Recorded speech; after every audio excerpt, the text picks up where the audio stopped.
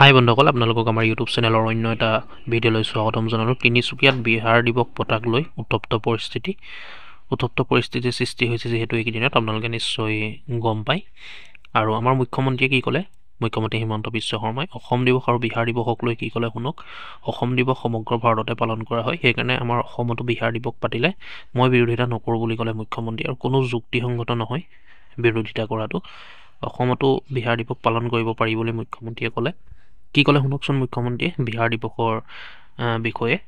আৰু আপোনালোকৰ মতামত নিশ্চয় জনাব, অসমত বিহাৰ দিৱস পালন কৰিব পাৰি নে নোৱাৰি, বা অসম দিৱস আমাৰ সমগ্ৰ ভাৰততে পালন কৰা হয় নে নহয়। আপোনালোকে নিশ্চয় কমেণ্টত আপোনালোকৰ মতামত জনাব। ভিডিঅ'টো শেষলৈকে চাই থাকক। প্ৰথম কথাটো হ'ল অসম দিৱস। এই অসম দিৱসটো এতিয়া ভাৰতৰ সকলো ৰাজ্যতে পালন কৰে। বহুতে কৈ আছে যে বিহাৰ দিৱস অসমত পালন হ'ব।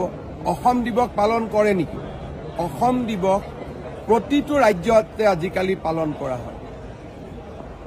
উত্তৰ প্ৰদেশতো অসম দিৱস পালন হয়, বিহাৰতো অসম দিৱস পালন হয়, কৰ্ণাটকতো অসম দিৱস পালন হয়, অন্ধ্ৰ প্ৰদেশতো অসম দিৱস পালন হয়, গুজৰাটতো অসম দিৱস পালন হয়। আৰু গোটেইবিলাক ৰাজ্যৰ মহামান্য ৰাজ্যপালসকল উপস্থিত থাকি অসম দিৱস পালন কৰে। আৰু ভাৰতীয় জনতা পাৰ্টীয়েও গোটেই দেশত থকা অসমীয়া লোকসকলক লৈ প্ৰবাসী অসমীয়া সন্মিলন অনুষ্ঠিত কৰে। এতিয়া যদি অসম দিৱসটো বিহাৰে পালন কৰে, উত্তৰ প্ৰদেশে পালন কৰে, আমিও ইয়াত বিহাৰ দিৱস পালন কৰিম, তেতিয়াহে মানুহৰ মাজত বুজাবুজি বাঢ়িব। গতিকে এই বিষয়টোলৈ ৰাজনীতিৰ কোনো কৰাৰ মিনিঙে নাথাকে।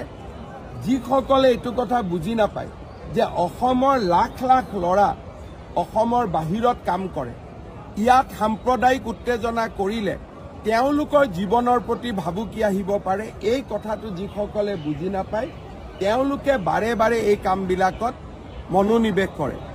কালিৰ পৰা মই পাইছোঁ অসম দিৱস পালন কৰিব নেকি? আৰে গৌৰৱেৰে অসম দিৱস পালন কৰে। যোৱা কেইদিনমান আগতে পণ্ডিচেৰীত অসমৰ প্ৰফেচাৰে মোক চিঠি দিছে যে মই গোটেই অসম দিৱসটো পালন কৰোৱাত আগভাগ লৈছিলোঁ।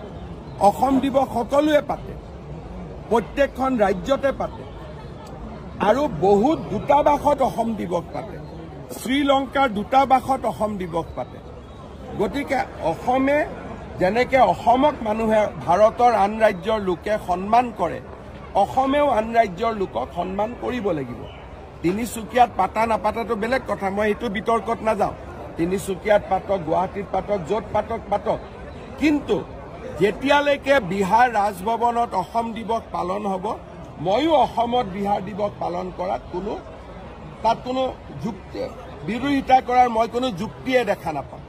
এনেকৈ আমাৰ অসমক এটা যে আমি খুব নেৰো সীমিত এনেকুৱা ধাৰণা এটা দিয়াৰ কাৰণে অসমত আজি ইমান দিনে উদ্যোগীসকল অহা নাছিল।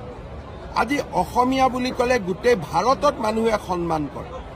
আৰু যদি অসমৰ পৰা এইবিলাক মেছেজ যায় যে আমি বিহাৰীৰ এগেইনষ্টত, আমি মাৰোৱাৰীৰ এগেইনষ্টত, আমি গুজৰাটীৰ এগেইনষ্টত, আমি তামিলনাডুৰ এগেইনষ্টত, অসমৰ ল'ৰা ছোৱালীয়ে চাকৰি কেনেকৈ পাব বাহিৰত?